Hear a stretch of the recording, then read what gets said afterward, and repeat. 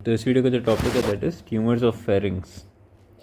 ठीक है, अब वी नो कि pharynx is divided into 3 parts, nasopharynx, oropharynx and hypopharynx.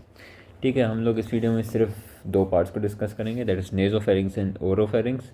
Hypopharynx को लेटर ऑन ड्यूरिंग अगर लेरिंग्स के ट्यूमर्स आ गए तो उसमें फिर हाइपोफेरिंग्स का भी पार्ट रख लेंगे, तो फिर उसमें ईजी हो जाएगा। ठीक है, तो अभी के लिए 2 हैं, नेज़ोफेरिंग्स एंड ओरोफेरिंग्स के ट्यूमर्स।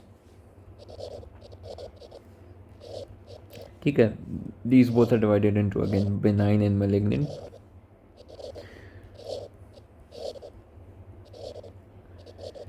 ठीक है, बेनाइन में नेजोफेरिंग्स का जो ट्यूमर है दैट इज एंजियोफाइब्रोमा। ठीक, there is squamous papilloma, craniopharyngioma, chordoma which is notochord का remnant. It can be benign, it can be malignant, depend करता है। पैरागैंग्लियोनोमा। ठीक है, तो these are some example of benign nasopharyngeal tumour.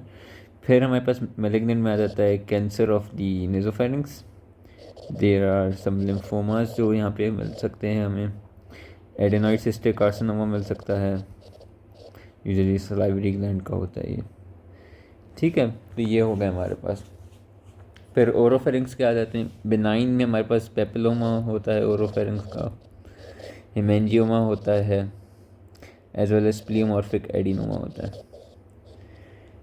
Benign tumours rare होते हैं, they are not as important, तो हम उनको डिस्कस नहीं करेंगे फॉर ओरोफेरिंग्स। नेजोफेरिंग्स के एंजियोफाइब्रोमा का हमें डिस्कस करना होगा। ठीक है, मैलिग्नेंट में हमारे पास बेस ऑफ टंग का ट्यूमर आ जाता है, टॉन्सिलर ट्यूमर्स आ जाते हैं, टॉन्सिलर कैंसर वगैरह आ जाता है।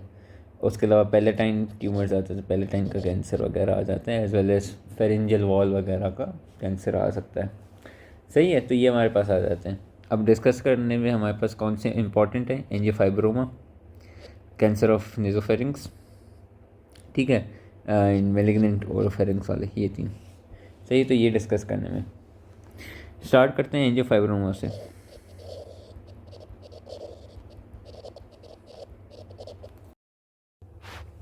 और तब हम डिस्कस कर रहे हैं एंजियोफाइब्रोमा को।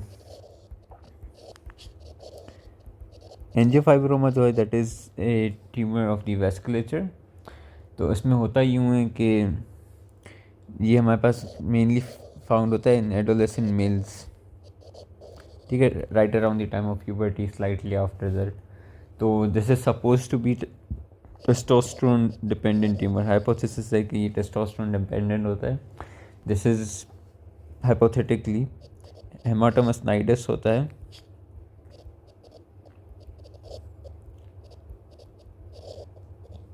ऑफ वेस्कुलर टिश्यू जो फिर एक्टिवेट हो जाता है बाय टेस्टोस्टेरोन। ठीक है, एक हाइपोथेसिस ये होती है, दूसरी ये होती है कि स्टेपीडियल आर्टरी होती है, उसका ये रेमिनेंट होता है। तो ये 2-3 हाइपोथेसिस हैं कि एंजियोफाइब्रोमा इन वजहों से आता है। यूजुअली इसकी ख़ास बात ये होती है कि इसके पास जो मस्कुलेचर होता है ना, जो वेसल्स में अक्सर मिलता है हमें, वो इसमें डेफिशिएंट होता है, तो इलास्टिक कोट ही सिर्फ होता है। तो इसमें इसलिए कभी भी कंस्ट्रिक्ट नहीं करती, तो फिर जब भी इंजरी होगी ना इसमें तो ये प्रोफ्यूज ब्लीडिंग करेगी। यूजुअली वेसल्स में जब इंजरी होती है तो कंस्ट्रिक्ट करती है तो ब्लीडिंग कम होती है, इसमें ऐसा नहीं होगा, इसमें ये प्रोफ्यूज ब्लीडिंग करेगी, तो इसलिए इसकी सर्जरी भी बहुत मुश्किल होती है, ब्लड लॉस बहुत होता है इसमें। ठीक है, तो ये एंजियोफाइब्रोमा की ओरिजिन आ गई हमारे पास। फिर स्प्रेड जो होता है उसको पहले देख लेते हैं। पहले तो साइट देख लेते हैं कि होता कहाँ पे ये। तो साइट इसकी posterior part of nasal cavity, sphenopalatine foramen जो है उसके सामने मिलेगी।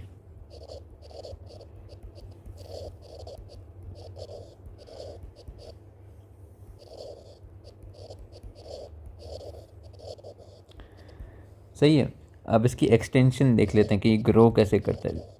यूजुअली जो बेनाइन ट्यूमर्स होते हैं वो ऑब्वियसली वीनो के इन्वेजिव नहीं होते हैं, मेटास्टेटिक नहीं होते हैं। ये ग्रो एक्सटेंड करता है, फास्टली एक्सटेंड करता है एंजियोफाइब्रोमा, क्योंकि वेस्कुलर ट्यूमर है तो इसकी लोकल इन्वेजन कह सकते हैं उसको, कि लोकली इन्वेजिव ट्यूमर है। एक्सटेंशन अब इसकी जो है वो कैसे हैं कि एक तो ये नेज़ल कैविटी में एक्सटेंड कर सकता है, जिसकी वजह से ये एपिस्टेक्सिस करवाएगा। As well as nasal obstruction करवाएगा। उसके अलावा ये पैरानेज़ल साइनसिस में भी ये एक्सटेंड करता है। ठीक है। उसके अलावा ये टेरिगोमैक्सिलरी फोरामेन इंफ्राटेम्पोरल, टेरिगोमैक्सिलरी फॉसा, इंफ्राटेम्पोरल फॉसा, इन दोनों में भी ये होगा तो ये क्रेनियल नर्व को डैमेज वगैरह कर सकता है। ऑर्बिट में जाएगा तो फिर प्रोप्टोसिस करवाएगा ये, as well as frog face appearance.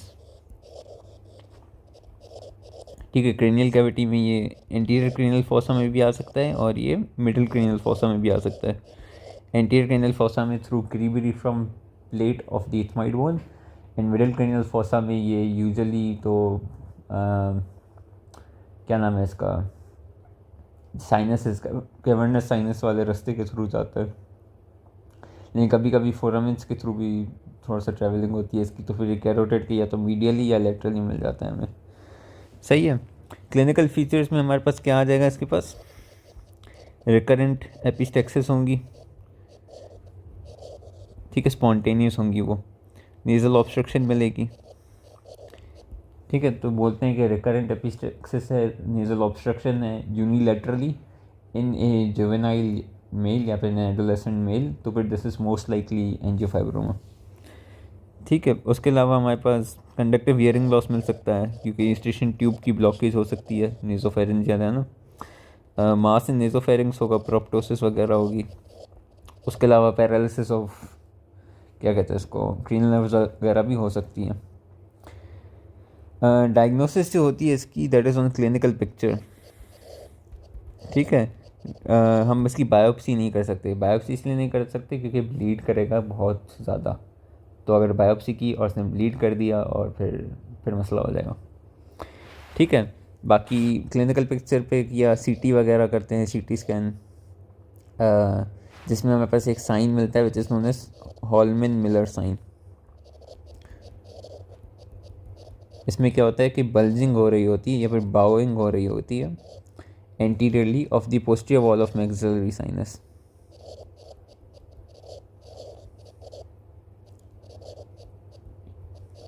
ठीक है। इसके अलावा कैरोटिड एंजियोग्राफी भी कर सकते हो,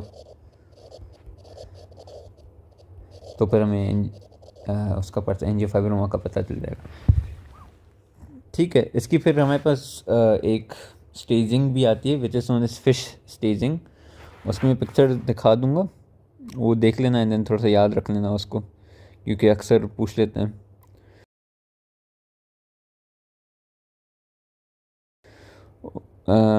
फिर उसके अलावा इसकी ट्रीटमेंट आ जाती है। Treatment is surgery. ठीक है। Treatment is mainly surgical treatment होती है इसकी। अब डिपेंडिंग ऑन दी एक्सटेंट हमारे पास डिफरेंट अप्रोचेज़ होती हैं, तो उसको पहले डिस्कस कर लेते हैं। सबसे रीसेंट जो थी हमारे पास that is FESS, right, functional endoscopic sinus surgery. वो नहीं होती थी तो फिर हम लोग ट्रांसपैलेटल अप्रोच कर रहे होते थे, स्पेसिफिकली अगर सिर्फ और सिर्फ नेज़ोफेरिंक्स में है। फिर हमारे पास एक सेरेडिनास अप्रोच भी था which is transpalatal approach, and then sublabial approach होती है. This is again limited to the nasopharynx. फिर lateral rhinotomy भी होती है, उसकी अप्रोच होती है। एंड देन अगर उससे ज़्यादा थोड़ा सा फैल जाए तो फिर वीबर फर्गसन अप्रोच होती है विच इज़ लेटरल राइनोटोमी ही, बस उसमें हम लोग उसकी इंसिजन को थोड़ा एक्सटेंड कर देते हैं। ठीक है। But these all have been sort of replace with FESS. Lateral rhinotomy still is used as well as Weber Ferguson, but Saradine and transpalatal approaches have been replaced by endoscopic methods. फिर हमारे पास extra अगर growth है, maxillary sinus वगैरह involve है, तो फिर trans maxillary approach होती है हमारे पास। ठीक है, which is known as Le Fort 1 approach. उसके अलावा अगर इंफ्राटेम्पोरल फॉसा है तो उसकी अप्रोच के लिए we have wedge operation, and या अगर इंटरक्रेनियल या एक्स्ट्रा क्रेनियल अप्रोच है तो फिर फैला हुआ है तो उसकी फिर अलग से अपनी अप्रोच होगी क्रेनियली। ठीक है। व्हाट्स इम्पॉर्टेंट इज कि you have to embolise the tumour before surgery, क्योंकि अगर नहीं किया तो फिर ब्लीडिंग बहुत ज़्यादा होगी। ठीक है। अदर थेरेपीज़ में हमारे पास वी हैव कीमोथेरेपी जिसमें डॉक्सीरूबिसिन, विनक्रिस्टीन एंड डकार्बाजीन देते हैं। ठीक है, तो डॉक्सी दे दिया, विनक्रिस्टीन दे दी एंड डकार्बाजीन दे दी। दीज आर स्लाइटली हेल्पफुल क्योंकि ट्यूमर्स को आप कम कर सकते हो, लेकिन surgical is the gold standard and main treatment इसकी सर्जरी ही है। फिर हमारे पास सेकंड जो आता है that is called the nasopharyngeal carcinoma. ये जो है दिस इज़ रिलेटेड टू, इसके रिस्क फैक्टर्स बेसिकली होते हैं, टियोलॉजिकल फैक्टर्स होते हैं। Genetically it is related to Chinese people, mainly ये चाइनीज़ पीपल या टाइवानीज़ में मिलता है।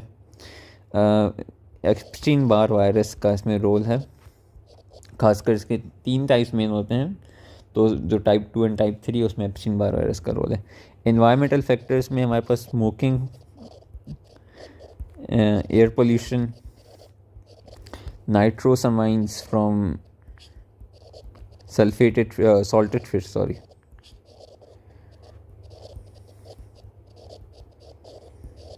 ठीक है, तो ये इसके रिस्क फैक्टर्स में आ जाता है।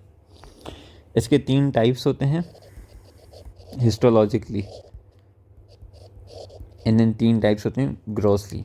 हिस्टोलॉजिकली इसके 3 टाइप्स कौन से हैं?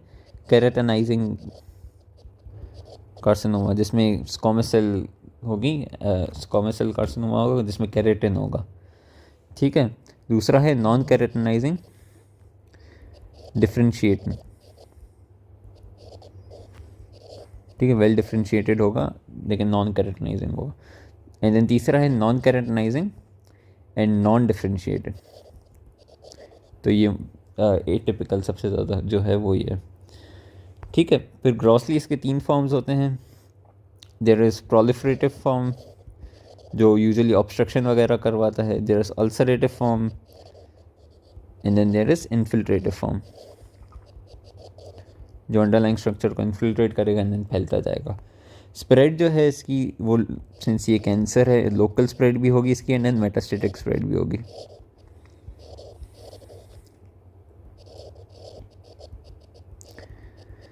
ठीक है, लोकल स्प्रेड जो होगी इसकी ओरिजिन जो होती है, इसकी स्टार्ट जो होती है वो यूजुअली हमारे पास फॉसा ऑफ रोजनव्हीलर से होती है। ठीक है, फॉसा ऑफ रोजनव्हीलर की लोकेशन है that is the Eustachian tube की ओपनिंग के sort of posteriorly and above हमारे पास मसल होता है सल्पिंजियोफेरेंजियस, उसका फोल्ड जो होता है उसके पीछे हमारे पास फॉसा ऑफ रोजनव्हीलर होता है which is the most common site for nasopharyngeal carcinoma. तो फिर वहाँ से शुरू होता है, फिर वो एंटीरियरली कोइना को ब्लॉक कर सकता है, नीचे जाके ओरोफेरिंग्स को ब्लॉक कर सकता है, हाइपोफेरिंग्स को ब्लॉक कर सकता है, लेटरली पैराफेरेंजियल स्पेस है, सुपीरियरली क्रेनियम है, तो फोरामिन लेसरम, फोरामिन ओवेल्स हैं, वहाँ से जा सकता है वो। मेटास्टेटिक, यहाँ पे लिम्फेटिक मेटास्टेटिक्स होते हैं जिसमें cervical lymph nodes usually involve होते हैं। ठीक है, अब जो सर्वाइकल लिम्फ नोड्स हैं they are divided into different levels and different groups, right. तो will first if I give a rough drawing, इसकी मैं इमेज भी दिखा दूंगा। Will first if this is the face, ठीक है, तो यहाँ पर सबमेंटल थे और सबमेंडिबुलर लिम्फ नोड्स थे, right. This is known as level 1, 1A and 1B जो होता है वो सबमेंटल सबमेंडिबुलर होते हैं। फिर हमारे पास यहाँ पे post auricular and pre auricular जो भी लिम्फ नोड्स होते हैं, these are known as level 2 lymph nodes.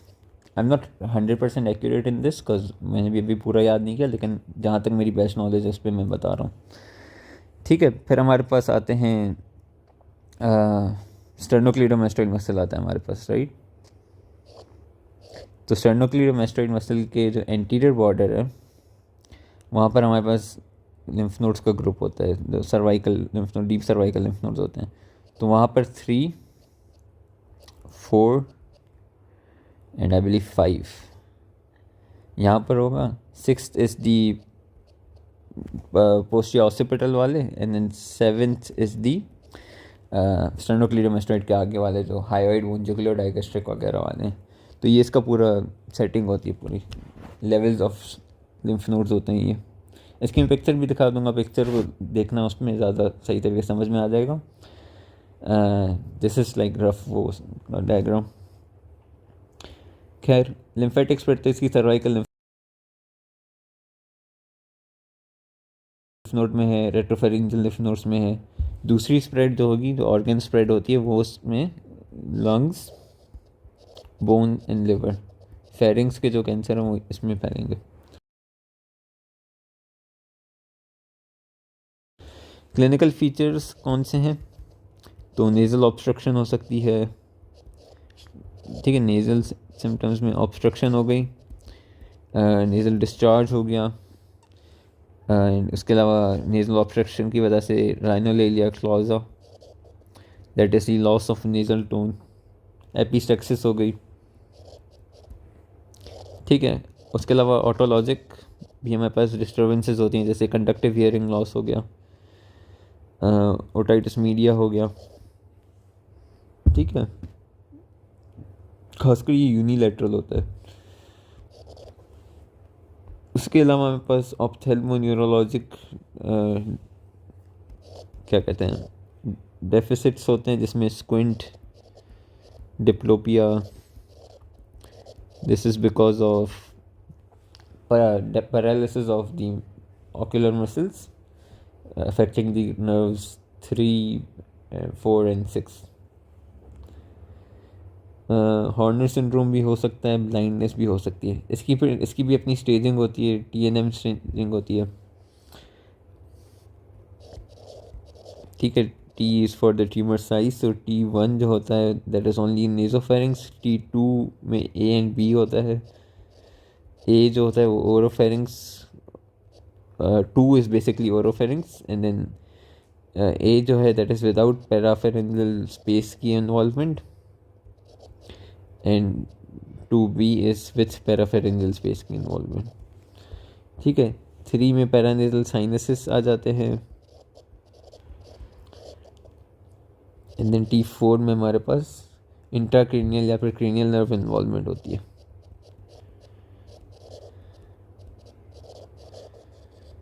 सही है। उसके अलावा मेटास्टेटिक का भी होता है, M0 में 0 मेटास्टेसिस, फिर सम थोड़े नियर बाय ऑर्गन्स की मेटास्टेसिस होती है, देन डिस्टेंट ऑर्गन की होती है।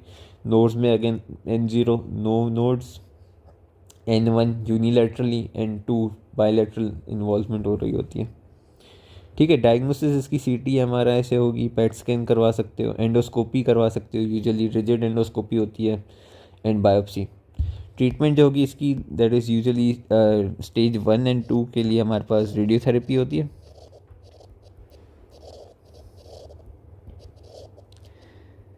एंड स्टेज 3 एंड 4 के लिए कीमोथेरेपी होती है, सही है। उसके अलावा हम लोग ब्रेकी थेरेपी भी कर सकते हैं, जिसमें हम लोग usually radio active gold implant रखते हैं, जो फिर खुद ही डैमेज करके उसको सही कर देता है, सही है। तो that is your tumour of nasopharynx done.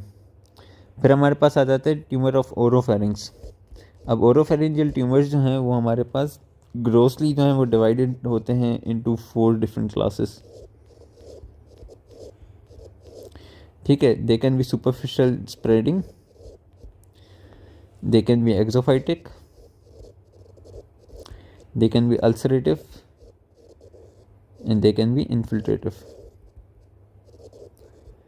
ठीक है। जो शुरू के दो हैं ये दोनों इतने डेंजरस नहीं होते, ये यूजुअली जो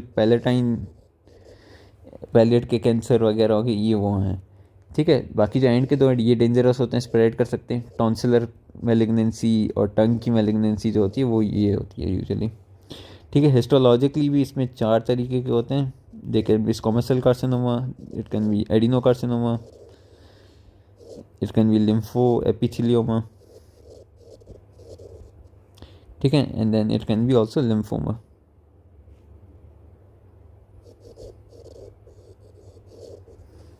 ठीक है। तो हिस्टोलॉजिकली भी इसके 4 टाइप्स हैं। अब स्प्रेड जो होती है इट डिपेंड्स कि कैंसर ओरिजिनेट कहाँ से किया, तो फिर इसकी स्प्रेड वहाँ पे होगी। विल्फर्स अगर टंग का कैंसर है तो टंग जो होगा वो ऑब्वियसली लोकल इन्वेजन में वो मसल्स को इन्वॉल्व करेगा, मसल्स ऑफ मैस्टिकेशन वगैरह, टंग के अपने मसल्स को, टॉन्सिल्स को इन्वॉल्व कर लेगा, पिलर्स को इन्वॉल्व कर देगा। पिलर्स मीन्स वो ओरोफेंजियल इस्मस की बात कर रहा हूँ, ठीक है। मेटास्टेसिस में लिम्फ नोड्स होंगे लेवल 2, 3 एंड 4 के यूजुअली इन्वॉल्व होते हैं, ठीक है। तो ये cervical group as well as the preauricular वाले। ठीक है, टॉन्सिल जो है हमारे पास वो यूजुअली इसकी इन्वेजन सॉफ्ट पैलेट पे होती है, बेस ऑफ टंग को इन्वॉल्व करता है वो। ठीक है, उसके अलावा पिलर्स वगैरह को इन्वॉल्व कर दिया, टेरेगॉइड मसल को इन्वॉल्व करेगा, और ये यूजुअली जुगुलर डाइगैस्ट्रिक नोड्स में जाता है इसका मेटास्टेसिस। ठीक है, पैलेटाइन ट्यूमर और जो फेरेंजियल वॉल के ट्यूमर्स हैं वो यूजुअली इतना ज़्यादा ट्रैवल नहीं करते हैं। पैलेटाइन ट्यूमर लेकिन सर्वाइकल लिम्फ नोड वगैरह में जा सकता है, और लेकिन उसकी जो लोकल स्प्रेड इन दोनों की कम होती है। पैराफेरेंजियल स्पेस में जाना चाहें तो चले जाएंगे ऑब्वियसली, लेकिन स्प्रेड इनकी इतनी ज़्यादा सिवियर नहीं होती बनस्पत टॉन्सिल या टंग वालों के। ठीक है, ट्रीटमेंट क्या है? ट्रीटमेंट की डिफरेंट मोडेलिटीज़ हैं depending on the cancer type. Treatment can be surgical, it can B radiotherapy, it can B chemotherapy, या फिर इट कैन बी मिक्सड। ठीक है, टंग में यूजुअली रेडियोथेरेपी और सर्जरी दोनों में अक्सर प्लस माइनस होता है कि दोनों कर सकते हो। कुछ बोलते हैं कि सर्जरी करनी चाहिए, कुछ बोलते हैं कि रेडियोथेरेपी करनी चाहिए। कर दोनों सकते हैं, बाकी तीनों options are viable for any of the cancers. ठीक है, तो this is all for the cancer of the या फिर ट्यूमर्स ऑफ दी फेरेंक्स।